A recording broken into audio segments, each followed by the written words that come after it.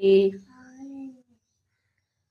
రాత్రి ఏమి తినలే, అట్లనే పడుకున్నా. ఇప్పుడు బాగా ఆకలి అవుతుంది. 6 అవుతుంది. నేను లేచి తొందరగా బ్రష్ చేసుకొని హ్యాపీ బిస్కెట్లు, పాలు తింటున్నా. మరి మీరేం తిన్నారు? లేచారా? కామెంట్ చేయండి. ఓకేనా?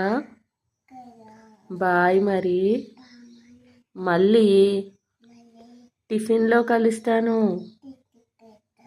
బ్రేక్ఫాస్ట్ వ్లాగ్లో.